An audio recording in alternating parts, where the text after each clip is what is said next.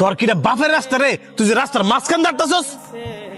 ভাই সরি, আমি বুঝতে পারি নাই, কারণ এই রোডে তো সবসময় গাড়ি আসে না। না হলে আমি কেমনে আইছি?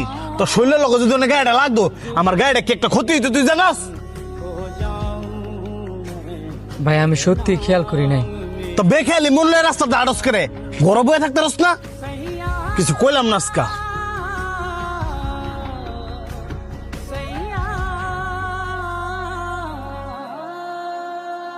বন্ধু, ওই লোকটা লগে না তোর খারাপ ব্যবহার করাটা উচিত হয় নাই। আমিও তোরে সেম কথা কমু, এই লোকটার লগে তোর খারাপ ব্যবহার করা উচিত হয় না। তুই একটা জিনিস খেয়াল করছস, ওই লোকটারে দেখে মনে হইছে ওই লোকটা অনেক পেরেশানিতে আছে। আর মানুষ যদি পেরেশানিতে থাকে একটু বেখেয়াল লিব, এটাই তো স্বাভাবিক। তোর একটু রাগ বেশি, এটা আমিও মানি। তাই বললে তো সব জায়গার মধ্যে রাগ কাটাবি, এটা কিন্তু মানা যায় না। আর আল্লাহ পাক কিন্তু রাগী মানুষকে পছন্দ করে না।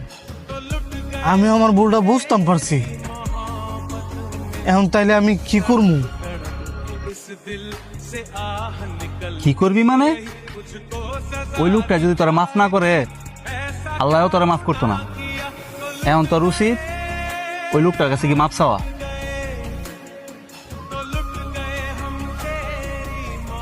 আয়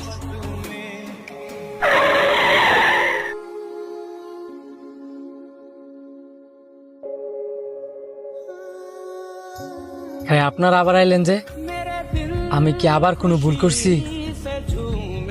না, আপনি কোনো ভুল করেন নাই। ভুল করছি আমি, অযথা আপনার সাথে খারাপ ব্যবহার কইরা। আপনার দোষ না থাকা সত্ত্বেও আপনার গায়ে হাত তুললা। এইভাবে বললেন না, আপনার জায়গা থেকে আপনি ঠিকই করছেন। আমার এই বেখেয়ালির কারণে আপনার গাড়ির সাথে যদি আমি ধাক্কা খাইতাম, আপনার গাড়ির যেমন ক্ষতি হইতো, আমারও ক্ষতি হইতো। আমার বন্ধুটা একটু রাগী, যেই কারণে রাগ কন্ট্রোল করতে না পাইরা আপনার লগে খারাপ ব্যবহার করে লাইছে। আপনি কিছু মনে করেন না, আপনি এরা মাফ করে দেন। না না, আমি কিছু মনে করি নাই। আর মাফ আমার থেকে লেগে চাইতেছেন, মাফ করার মালিক হচ্ছে আল্লাহ। আপনি অনেক ভালো মানুষ। এই এলাকায় কি নতুন? যে এলাকায় নতুন, ওই ব্যাংক কলোনিতে আমরা বাসা নিছি।